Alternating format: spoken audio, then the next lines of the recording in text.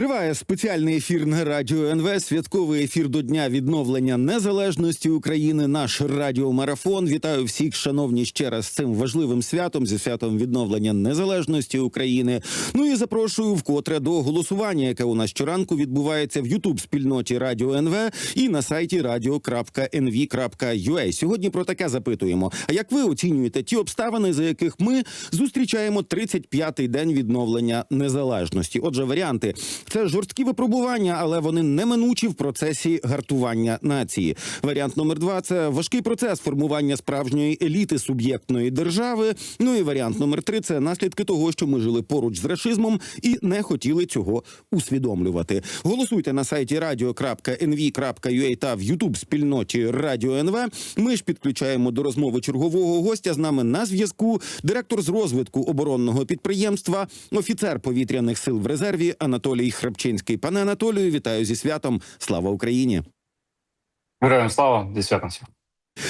Що ж, давайте я почну з того, що буквально кілька хвилин тому опублікував Роберт Бровді, він же Мадяр.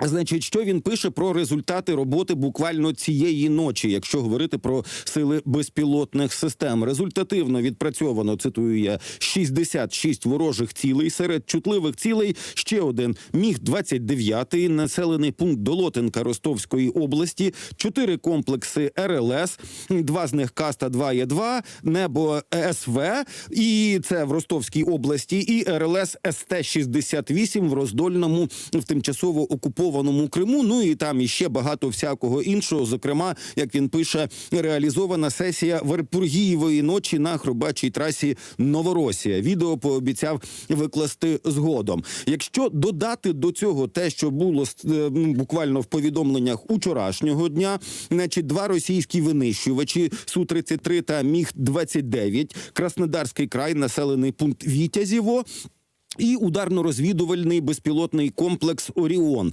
Плюс 8 комплексів РЛС, позиція дивізіону С-400, 2 ЗРК «Тор» і «Панцир». І це все, знову ж таки, Краснодарський край Російської Федерації. Мені це виглядає так, що сили безпілотних систем і ширше сили оборони України, тому що точно не тільки вони там працюють.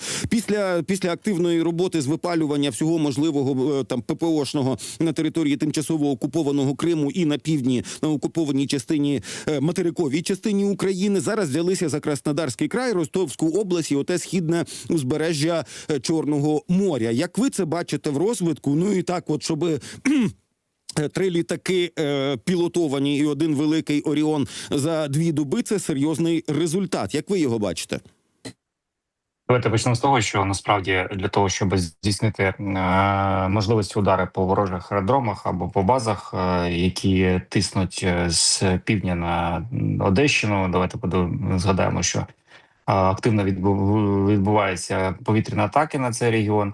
Відповідно, треба спочатку знищити засоби радіолокації. Якщо ми кажемо про ту саму касту, то це маловисотна РЛС, яка дозволяє виявляти наші ударні безпілотники і інші системи, які використовують над маловисот. Тому, в принципі, спочатку відбувається зачистка, а потім вже є можливість застосовувати засоби, які дозволяють нищити склади, літаки на злітно-посадкових смугах і так далі. Тому тут головна задача зараз і далі нищити російські ППО для того, щоб підготувати для застосування більшої кількості ударних безпілотників, які ми використовуємо.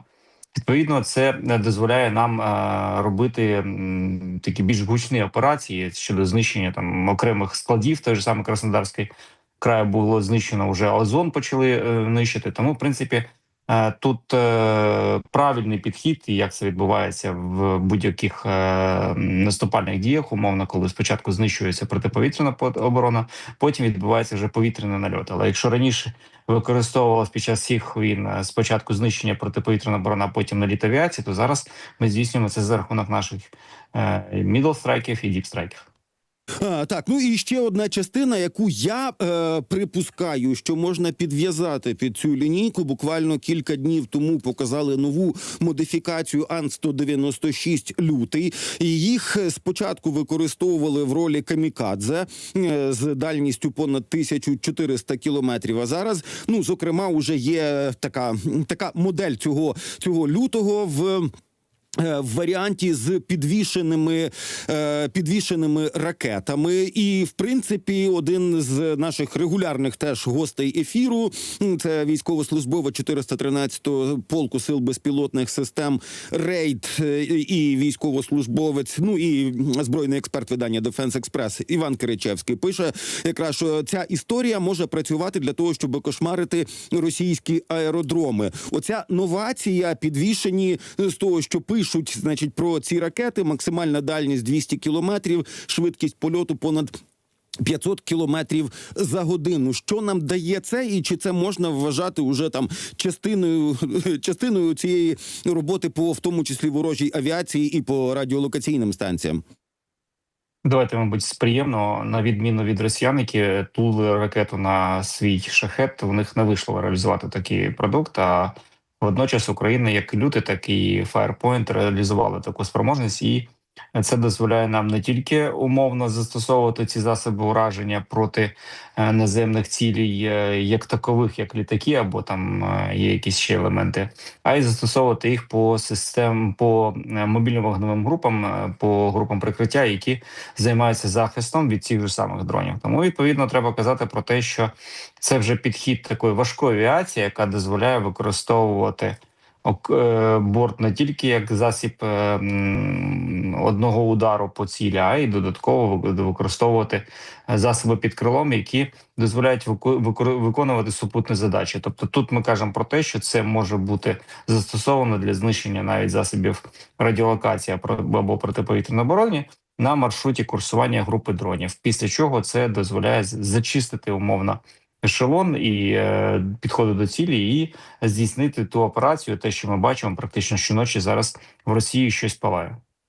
Так, ну і про Архангельську область мусимо поговорити. Туди 1900 кілометрів від кордону з Україною, але там були зафіксовані українські безпілотники, причому в районі космодрома Плісецьк. Були навіть повідомлення деяких моніторингових каналів, що саме Плісецьк був атакований, і є фотки з якимось задимленням, діставання уже туди, і, ну, власне, я не думаю, що безпілотник з бойовою частиною в 50 кілограмів може якось суттєво нашкодити цілому космодрому, чи як ви це бачите?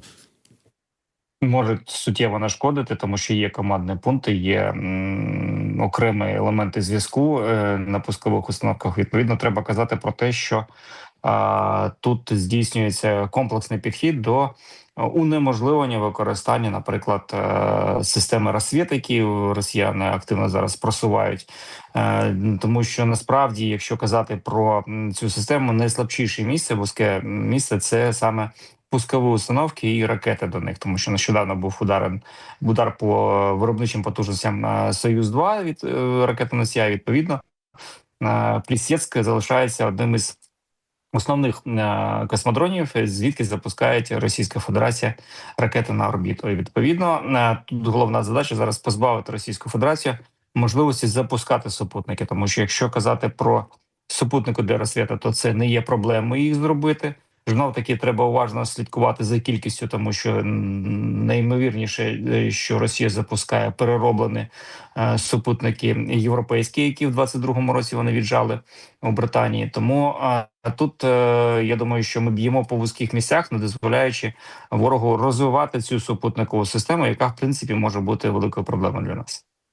Так, власне, Британію уже згадали. Сьогодні має бути офіційно оголошено на рівні прем'єр-міністра Великої Британії про дозвіл Україні на секретну інформацію щодо компонентів ракети «Скальп/Storm Shadow». Ну і для того, щоб Україна мала можливості збирати ці ракети на своїй території, мені здається, тут теж можна простежити, знаєте, принаймні за ці 4,5 роки. Спочатку нам давали там шоломи, ковдри, іноді якісь там джевеліни, ні про які там F-16 та взагалі не можна говорити, про якісь західні ракети. Ні, українці не вміють ними користуватися. Зараз уже, по суті, конструкторська конструкторська документація для збірки у цих Storm Shadow Scalp на території України. Оцей прогрес, як би ви його описали, і це лише чи це лише від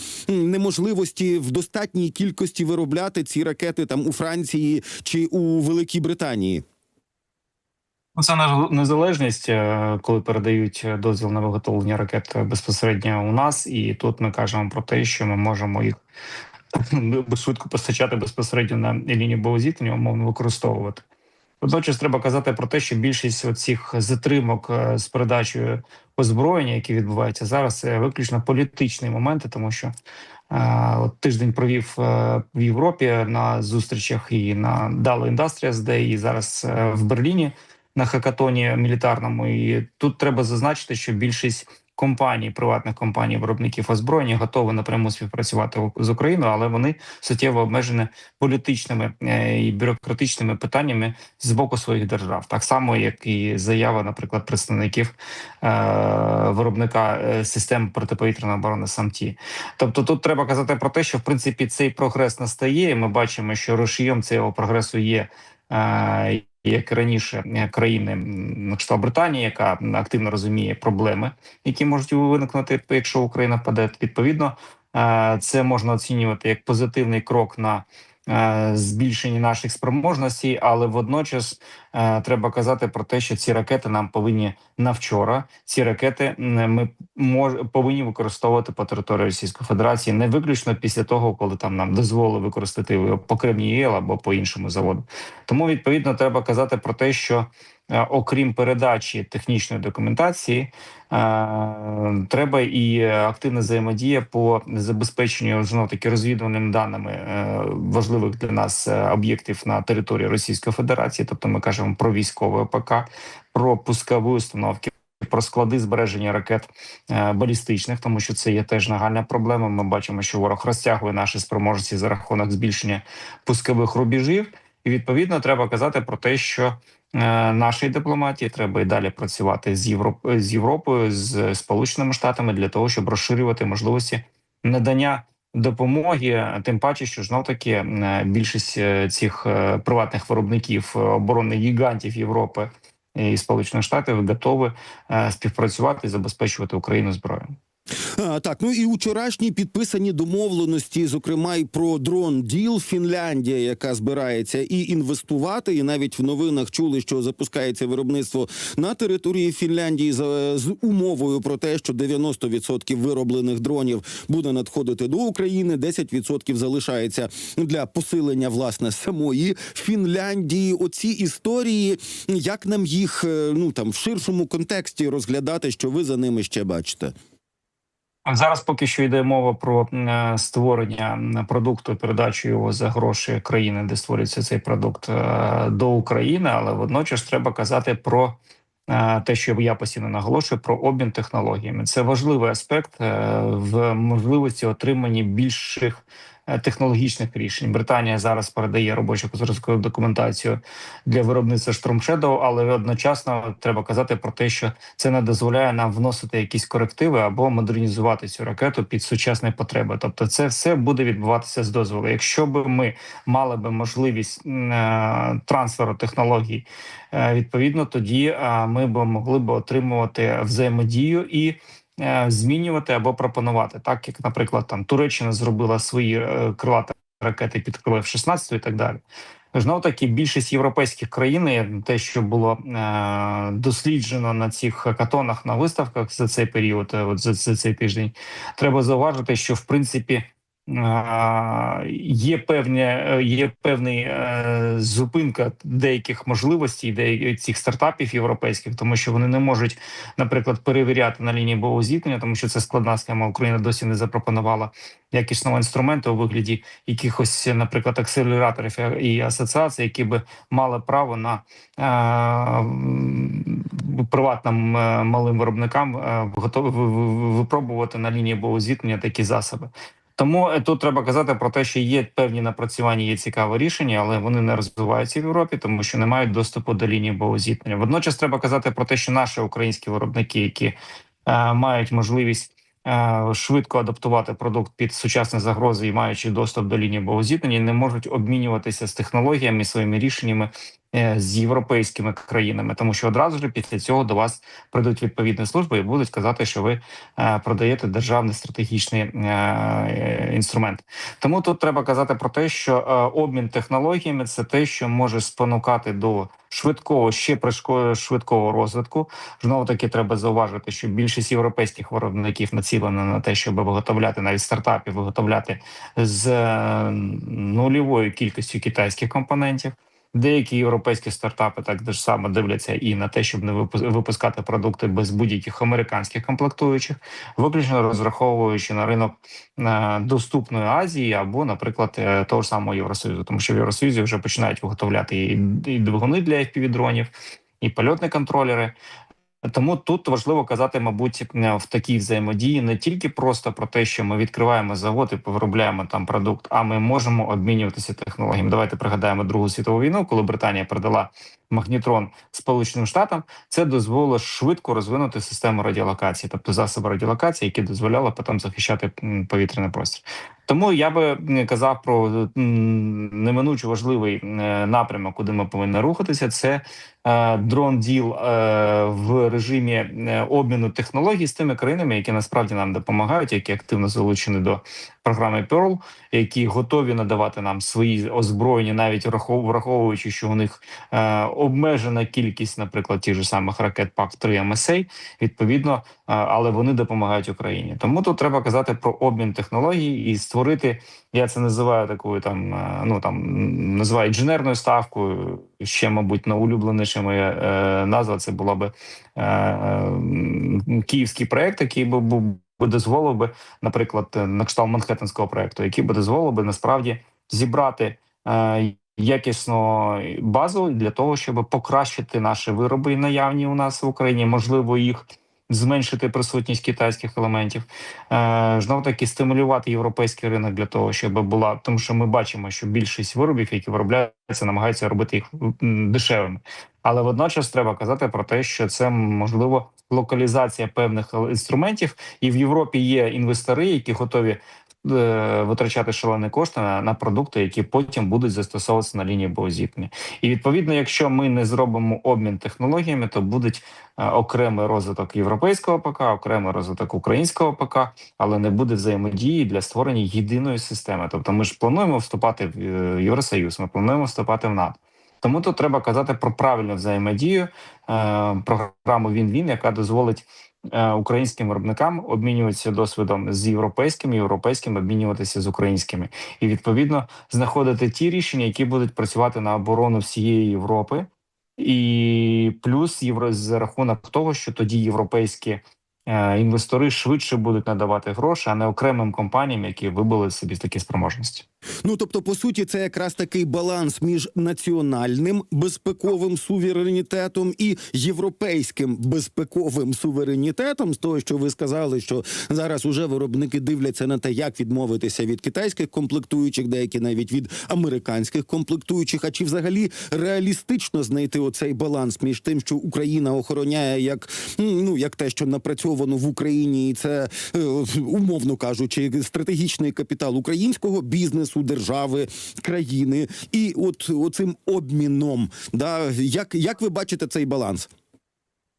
Ну, давайте почнемо з того, що тримати стратегічний баланс того озброєння, яке ми виробляємо, коли воно зроблено з побутових елементів, з побутових комп'ютерів, коли воно в режимі open source знаходиться, тому що більшість рішень – це доступні елементи, які використовувалися наприклад, в авіації для моделювання, авіаційного моделювання. Знов таки, більшість сенсорів це використовувалося для сигналізації охорони периметру будинку. Тому тут треба зрозуміти, що ми охороняємо те, що і так вже всім відомо.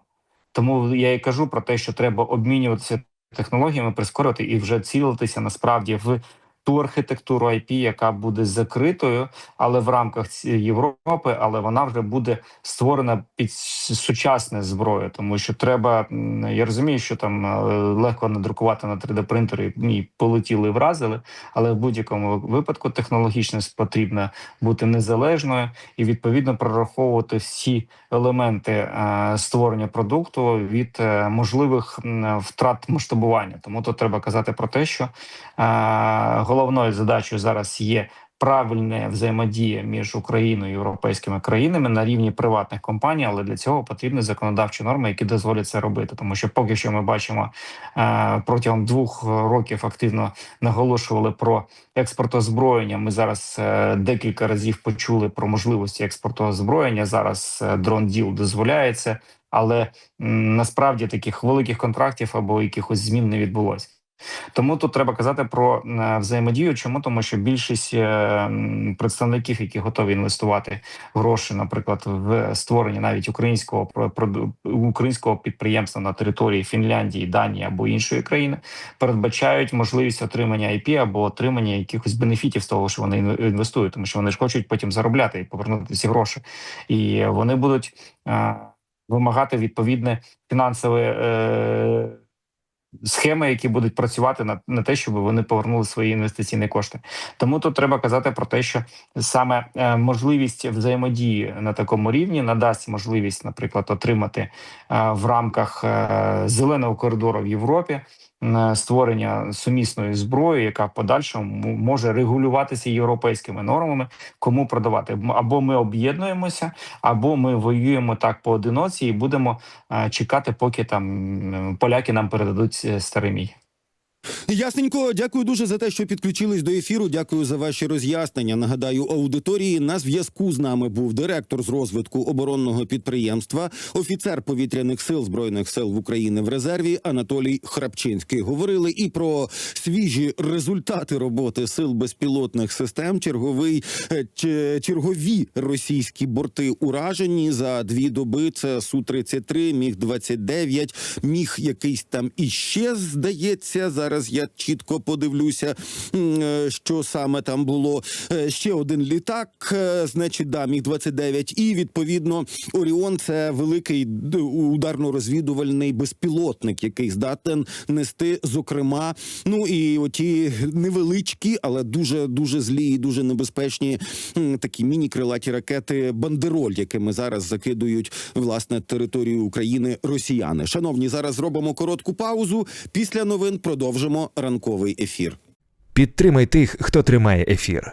Одна підписка і незалежна журналістика триває. Долучайтеся до спільноти за посиланням під відео. Радіо НВ. Ми пояснимо все.